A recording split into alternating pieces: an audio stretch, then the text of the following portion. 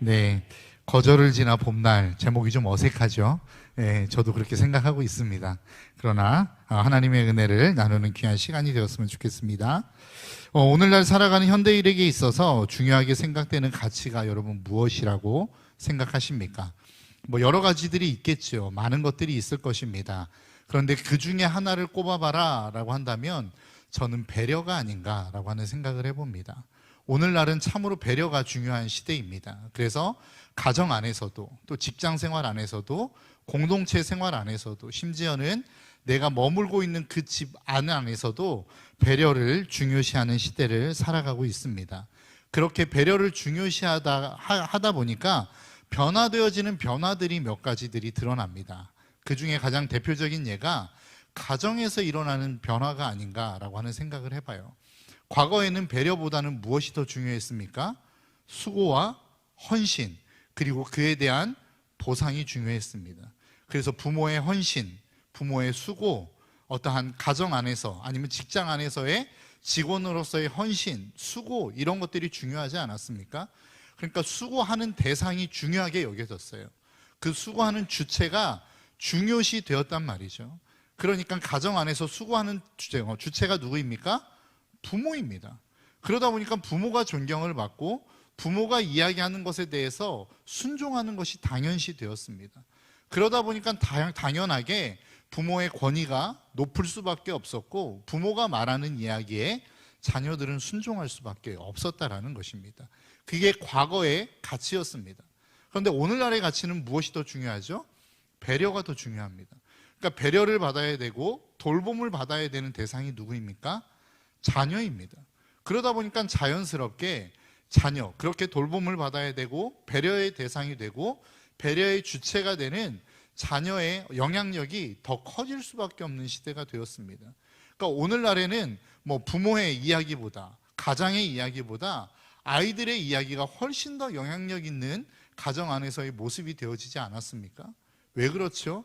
그것은 한 사람이 그리고 한 가정 안에서 한 사회 안에서 가치 있게 여겨지는 그 가치가 어떠한 헌신과 수고에서 배려라고 하는 개념으로 이동했기 때문이 아닌가라고 하는 생각을 해보게 되어집니다. 이러한 변화는 가정에서뿐만 아니라 여러 부분에서 나타나는데 특별히 우리가 지금 신앙생활하고 있는 교회 안에서 그리고 그 교회가 가치 있다라고 여기는 전도의 영역 안에서 뚜렷하게 나타나고 있는 것 같습니다. 여러분, 배려가 중요시 되어지면서 사실은 전도가 굉장히 어려워졌습니다. 과거 시대에는 뭐 어디든지 그냥 밀고 들어가는 것이 별로 어렵지 않았어요. 뭐 병원이 되었든 집이 되었든 직장이 되었든 그냥 들어가서 예수 믿으십시오 이렇게 이야기하는 게 그렇게 어려운 일이 아니었단 말이죠. 근데 오늘날은 어떻습니까? 집을 들어가려면 수많은 관문을 통과해야 됩니다. 경비실의 아저씨, 경비 아저씨를 통과해야 되고 거기에서 몰래 통과했다 할지라도 집 앞에 가면 뭐가 있습니까? 비밀번호 키가 있어요. 이걸 모르면 들어갈 수가 없습니다. 그러니까 극히 제한된 사람들만 들어갈 수 있는 장소가 되어버렸습니다. 그렇다 보니 우리가 뭐 가가호호 집집 방문하여 복음을 전하는 일들이 쉽지 않게 되었습니다. 그뿐 아니라 우리가 축호전도라고 이야기하는 길거리에서 뭐 과거에 흔히 볼 수 있었던 예수천당, 불신지옥이라고 하는 이 이야기 자체도 듣기 쉽지 않은 시대가 되었습니다. 믿지 않는 사람들뿐만 아니라 이제는 믿는 사람들까지도 그렇게 전도하는 방식에 대해 오히려 전도의 문을 막는 것이다 라고 하는 비판의 목소리가 높아지기 시작했다라는 것이죠. 왜 그렇습니까? 그것이 내 개인의 어떤 사생활을 지키고 내가 싫어하는 것들을 강요받는, 이것들을 싫어하는, 배려를 더 중요시하는 이 시대 속에서 이제 내가 그것들을 싫어하는 전도를 받는 것조차도 이제는 그것을 미덕으로 여기지 않는 그러한 시대가 되어버렸다라고 하는 것입니다. 그렇게 되다 보니 우리의 현 시대 속에서 전도라고 하는 것이 훨씬 더 어려워지게 되었습니다. 그리고 전도의 현장을 나가는 것이 참 부담스럽게 되었지요. 여러분 한번 생각해 보십시오. 우리가 전도는 다른 믿지 않는 사람들에게 무엇을 전해주는 거라고 알고 있습니까? 바로 복음, 예수 그리스도의 생명을 전해주는 것이죠. 그 생명을 전해주는데 왜 우리가 욕을 얻어먹어야 됩니까? 왜 그들에게 거절을 당해야 되고 왜 그들에게 싫은 소리를 다 들어야 되느냐라고 하는 거예요. 그 해답을 오늘 본문 18절은 이렇게 말씀하고 있습니다. 뭐라고 말씀하시죠? 십자가의 도가 멸망하는 자들에게는 미련한 것이요 구원을 받는 우리에게는 하나님의 능력이라. 여러분, 복음과 생명이라고 하는 것에 있어서 반드시 빠질 수 없는 게 무엇입니까? 바로 십자가의 도입니다.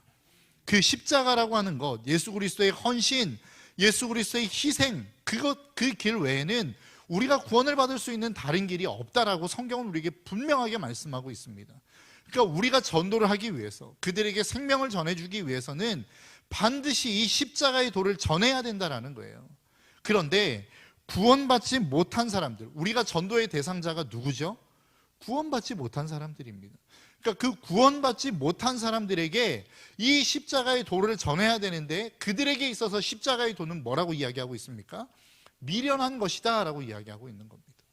그러니까 구원받지 못한 사람들이 보았을 때에 십자가는 저거 미련한 짓이지, 그게 믿어져? 말도 안 되는 이야기를 하고 있는데 너는 왜 그 얘기를 듣고 있어? 라고 하는 이야기를 세상의 사람들은 한단 말이죠.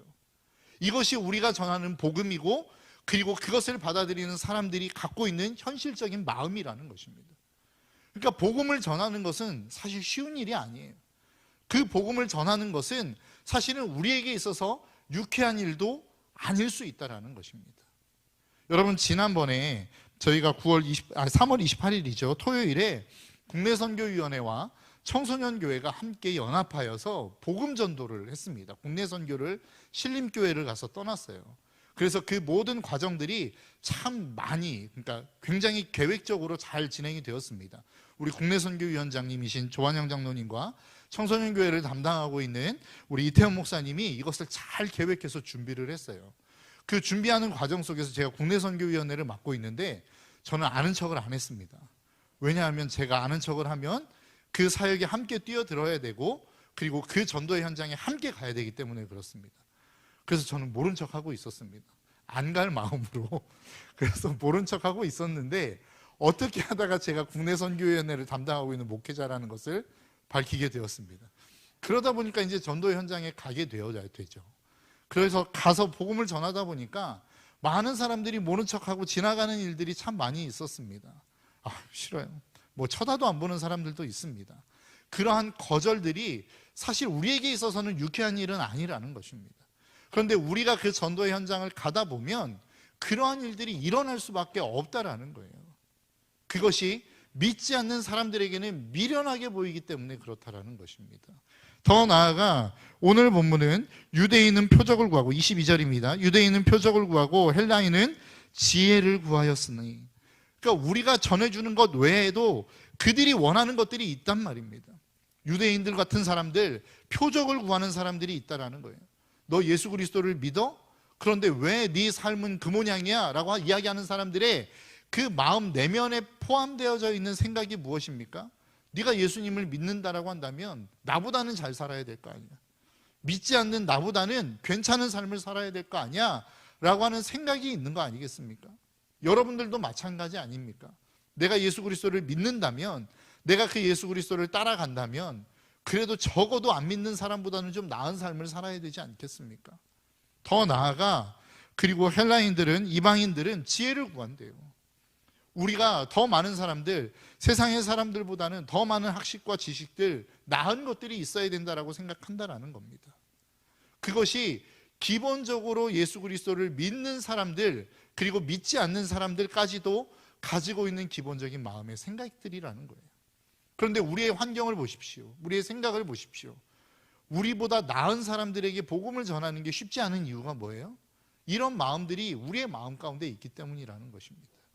그런데 성경은 분명하게 우리에게 뭐라고 말씀하고 있습니까? 야, 그것이 우리의 능력이 되어서 복음을 전한다라고 한들 그게 진짜 복음을 전하는 일이겠느냐라고 질문하는 겁니다. 네가 그 사람보다 나은 것 같아서 야, 예수 믿으면 이렇게 나같이 축복받아라고 하는 이야기를 하기 위해서 복음을 전하는 것이라고 한다면, 그게 복음이라고 한다면 여러분들은 평생 동안 여러분보다 나은 사람에게는 복음을 전할 수 없다라는 겁니다. 그래서 성경이 이야기하는 게 뭡니까? 23절에 우리는 십자가에 못 박힌 그리스도를 전하니 유대인에게는 꺼리끼는 것이요 이방인에게는 미련한 것이로되 라고 이야기하는 거예요. 우리가 전해야 되는 것은 무엇입니까? 나 축복받았어가 아니라 예수 그리스도를 믿는 그 믿음, 십자가에서 우리의 모든 죄를 용서하신 그 예수 그리스도를 우리는 믿어야 구원을 받는 거야 라고 하는 이 복음을 전하는 일을 우리가 감당해야 된다라는 거예요. 그래서 지지난번인가요? 우리가 계속해서 그 복음 전도 행복카드를 만들면서 그 뒤에 실는 내용이 무엇입니까? 복음 전도를 위한 복음 제시에 대한 내용들을 싣고 있지 않습니까? 왜 그래요? 전도라고 하는 것은 단순히 잘 먹고 잘 살기 위한 이 땅의 어떠한 방법을 가르치는 것이 아니라 진짜 하나님과의 연결되어지는 길, 그 하나님과의 관계 회복을 전하는 것이 전도이기 때문에 그렇습니다. 그래서 우리의 삶 속에 진짜 필요한 게 무엇이냐? 그 전도의 길을 향하여 나아가는 데 있어 십자가의 도를 가르치는 것이다 라고 성경은 우리에게 분명하게 말씀합니다. 왜 그 십자가의 도가 하나님의 능력이 됩니까?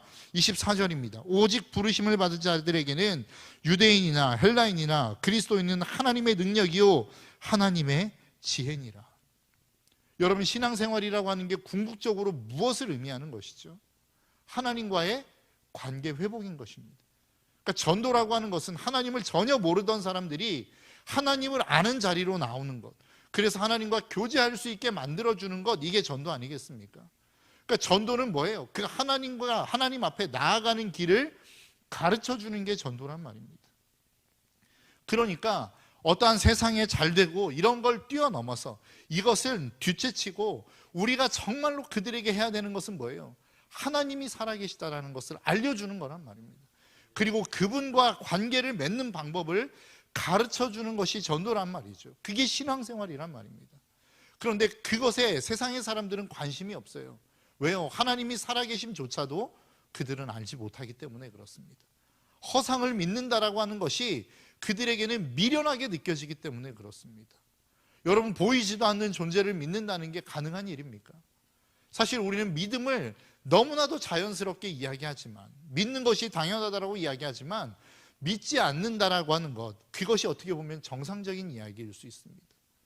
여러분, 한번 생각해 보십시오. 2000년 전에 유대인을, 그리고 그것도 나와 피 한 방울 섞이지 않는 사람을, 그분이 나의 죄 때문에 십자가에 달려 죽었다라고 하는 그 사실을 믿는 게 정상입니까? 여러분, 이건 비정상인 거예요. 우리가 봤을 때 지금까지 성령의 능력으로 말미암아 이것이 믿어지기 때문에 이것을 우리는 당연하다라고 이야기하고 있지만, 사실 기본적인 이성과 지식으로는 이게 비정상적인 일이란 말이죠. 기적과 같은 일이란 말입니다.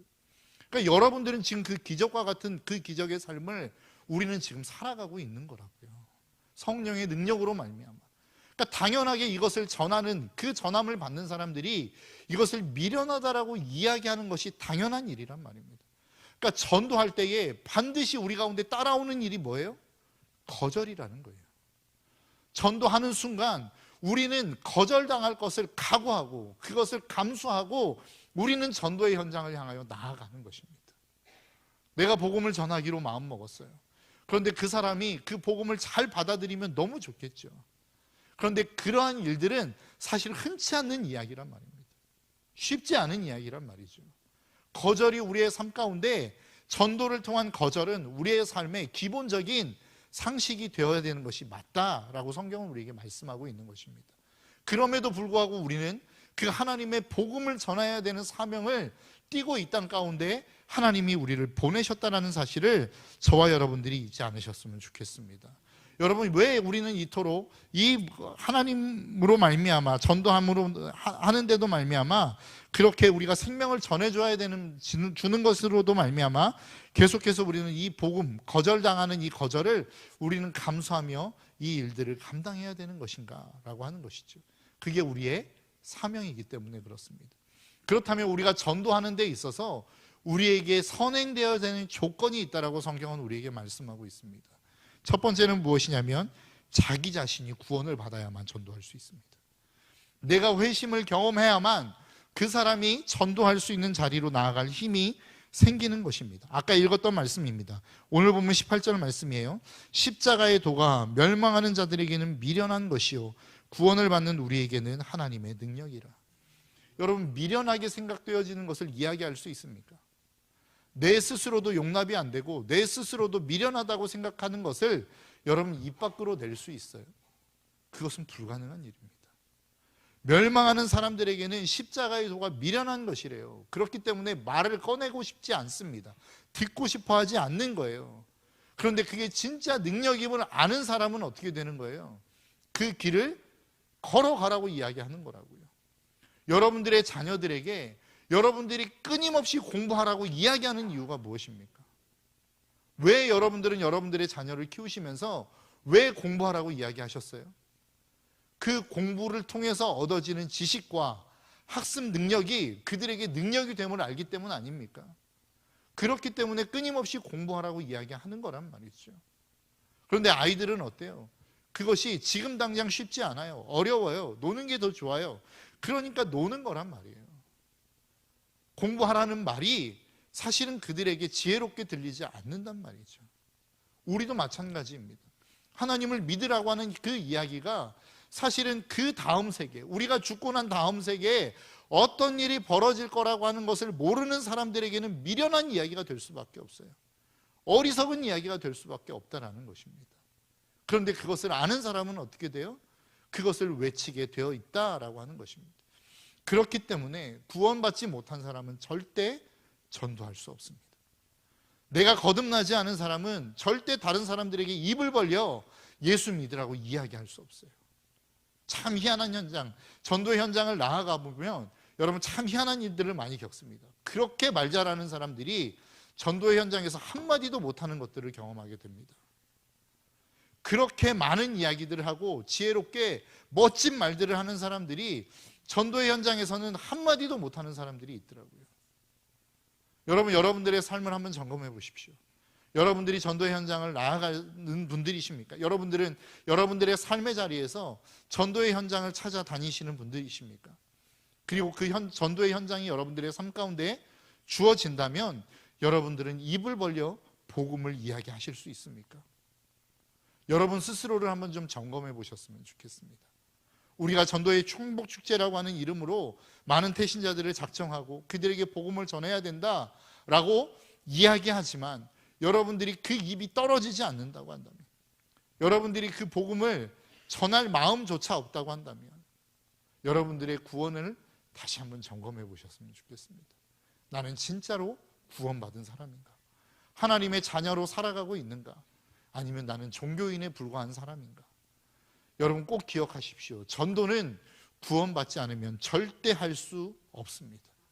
그렇기에 전도받은 자가 할 수 있는 최고의 축복, 최고의 특권이 바로 전도라는 사실을 저와 여러분들이 잊지 않으셨으면 좋겠습니다.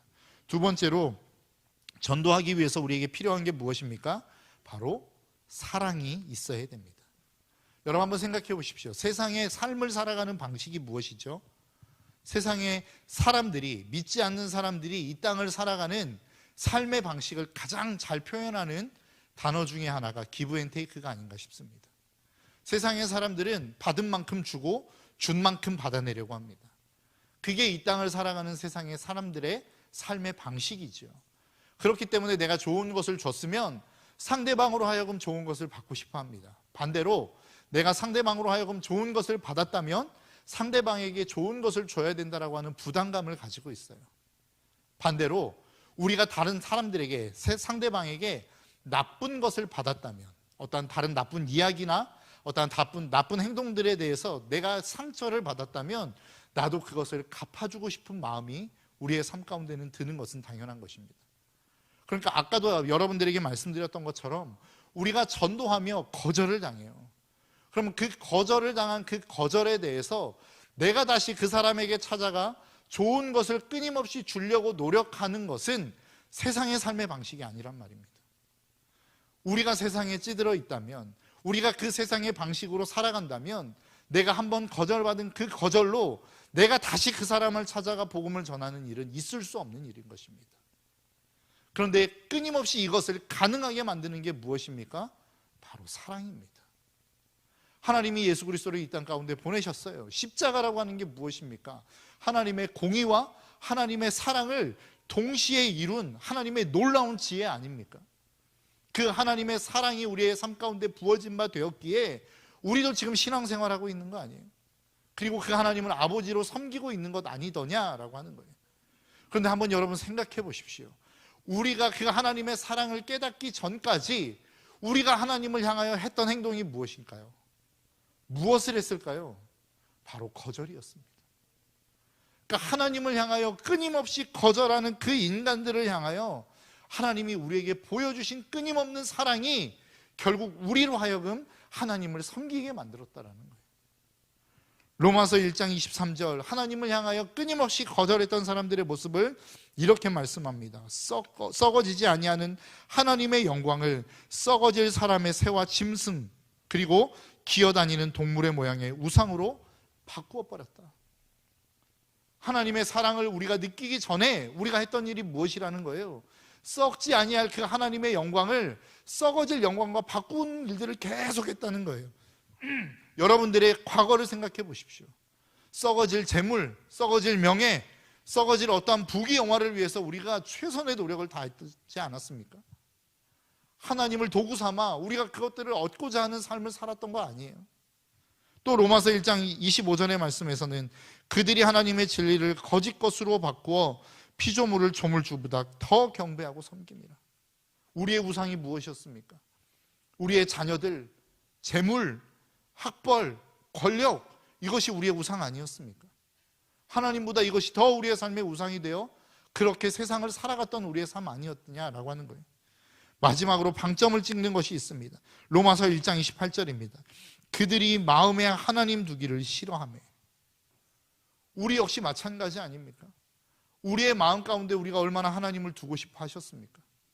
우리가 필요할 때만 하나님을 찾았고 그 하나님을 늘 거부하는 삶을 우리는 살지 않았더냐라고 하는 거예요. 이게 우리의 삶의 모습이었어요. 그런데 이러한 삶의 모습 가운데 끊임없이 하나님이 우리의 마음의 문을 두드리셨다고요. 우리의 부모님을 통해서, 믿는 믿음의 사람들을 통해서, 자녀들을 통해서 나에게로 돌아와라. 하나님이 거절당하심에도 불구하고, 그렇게 수없이 많이 거절당하셨음에도 불구하고 우리의 마음의 문을 두드리셨단 말입니다. 그래서 그 결과로 우리는 지금 하나님을 믿고 있는 거란 말이죠. 전도는 뭐예요? 내가 한번 그 복음의 내용을 제시해서 읽어줬다라고 해서 만족할 수 있는 게 복음이 아니라, 그것이 전도가 아니라, 전도는 그 영혼이 하나님 앞으로 돌아오기까지 끊임없이 그들의 마음의 문을 두드리는 것, 이게 전도란 말입니다. 주님이 우리에게 그렇게 하셨던 것처럼, 하나님이 우리의 인생 가운데 찾아오셔서 그렇게 하셨던 것처럼, 하나님이 그래서 우리를 구원하셨던 것처럼, 구원받은 우리의 삶에도 하나님이 우리의 믿지 않는 수많은 사람들을 찾아가 그렇게 하기를 하나님은 지금도 소망하고 계신다는 거예요. 그 사명을 우리에게 허락하셨다는 것입니다. 여러분, 저와 여러분들의 삶이 이 사명을 감당하는 귀한 삶이 되시기를 주님의 이름으로 축복합니다. 여러분, 왜 하나님이 그렇게 거절당하셨음에도 불구하고 우리의 마음을 끊임없이 두드리셨을까요? 그 이유는 하나밖에 없다고 생각합니다. 사랑입니다. 그렇기에 사랑 없는 사람은 절대 전도할 수 없습니다. 전도에는 내가 구원받은 그 하나님의 은혜에 대한 감격과 그 하나님이 나를 사랑하신다라고 하는 그 사랑이 내 마음 가운데 채워져 이 사랑을 그 다른 사람에게, 그렇게 그 영혼을 그토록 구원하시고 소망하셔서 내 마음을 두드리셨던 그 하나님의 마음의 사랑을 아는 자만이 전도할 수 있는 것이죠. 그렇기 때문에 전도의 현장 가운데 나아가기 위해서 필요한 첫 번째 조건은 내 마음이 하나님의 마음으로 채워지는 것입니다. 여러분, 저와 여러분들의 삶이 그러한 삶이 좀 되셨으면 좋겠습니다. 아까 여러분들에게 말씀드렸죠. 지난 3월 28일 국내선교위원회와 청소년교회가 함께 연합하여서 신림교회로 국내선교회를 다녀왔습니다. 전도의 현장에 있다 보니까 많은 거절들을 당했어요. 그런데 그 전도를 하다 보니까 누가 이야기했는지는 잘 모르겠어요. 기억이 나지 않습니다. 근데 한 분이 그런 이야기를 하셨습니다. 이제 계속 거절당하다 보니까 이제 이것도 익숙해졌어요. 이제 뭐 아무것도 아니에요. 그러면서 계속 붕어빵을 전하고, 계속해서 뭐 음료를 전하고, 계속해서 복음을 전하는 것들을 보게 되었습니다. 여러분, 거절이 한두 번 거절당하면 상처받지, 수없이 많이 거절당하면 괜찮습니다. 여러분들이 그 거절이 아픈 이유가 무엇인 줄 아십니까? 한두 번만 하셨기 때문에 그렇습니다. 100번, 1000번 해보십시오. 괜찮아집니다. 멀쩡해집니다.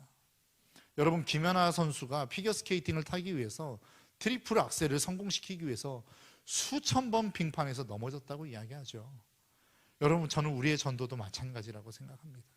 수천 번의 실패를 통해서 결국 전도의 결실이 맺어지는 겁니다. 여러분, 한두 번 가지고 전도의 열매를 맺을 수 있다고 생각하지 마십시오. 저는 한 번 전도했더니 사람이 끌려오던데요, 그 전도를 위해서 여러분이 아닌 수많은 사람들의 전도가, 그리고 그 기도가 있었기 때문에 그게 가능한 거예요. 한 번 전했기 때문에 가능한 일은 거의 없습니다. 수많은 사람들의 기도가 쌓여 있었고 수많은 사람들의 문 두드림이 있었기 때문에 그 모든 것이 합력하여 선을 이루어서 여러분들이 결실을 맺을 그때에 한 번 가서 예수 믿어 라고 했으니까 따라온 거지, 그 과정이 없이 그 일들은 이루어질 수 없었다라는 사실을 저와 여러분들이 잊지 않으셨으면 좋겠습니다. 아무리 전도해도 안 돼요. 괜찮습니다. 그것이 여러분들을 통해서 이루어지지 않는다 할지라도 누군가를 통해서 그 전도의 결실이 이루어졌다면 하나님이 그 과정에서 거쳐갔던 여러분들의 노력을 하나님은 결코 무시하거나 업신여기시지 않으실 거라는 사실을 잊지 않으셨으면 좋겠습니다. 여러분, 우리가 이야기하는, 우리가 살아가는 이 모든 삶, 이 삶 속에서 하나님이 우리에게 맡기신 사명, 여러 가지가 있겠지만 가장 복되고 가장 아름다운 사명이 있다면 그것은 바로 전도의 사명일 것입니다. 여러분, 이 사명을 우리가 놓치지 않았으면 좋겠습니다. 제가 앞에서 서두에서 여러분들에게 말씀드렸던 것처럼 여러분, 제목을 정하는데 참 쉽지 않았습니다. 봄날이라고 하는 시리즈로 앞에 있는 교육자들이 다 이어가서 봄날이라고 하는 시리즈를 이어가기는 해야 되겠는데 뭐라고 해야 될까? 결국은 이름은 지었는데 제가 봐도 어색했습니다. 그런데 이 제목에 어떤 의미를 붙이자면, 여러분, 우리가 수많은 거절을 담당한다고, 그 거절을 당하였다 할지라도 그 거절을 지나 우리는 봄날이라고 하는 그 하나님의 놀라운 열매를 우리는 그들에게 선물할 수 있게 되어질 거라고 저는 확신합니다. 여러분, 저와 여러분들의 삶 가운데 쉽지 않은 일인 거 알고 있습니다. 제가 여러분들에게 말씀드렸잖아요. 저도 전도의 현장에 나가고 싶지 않아서 제가 국내선교위원 담당이라는 것을 숨기고 있었습니다. 여러분들도 마찬가지이실 거라고 생각해요. 전도는 참 부담스러운 일입니다. 거절당하는 것이 유쾌한 일은 아닙니다.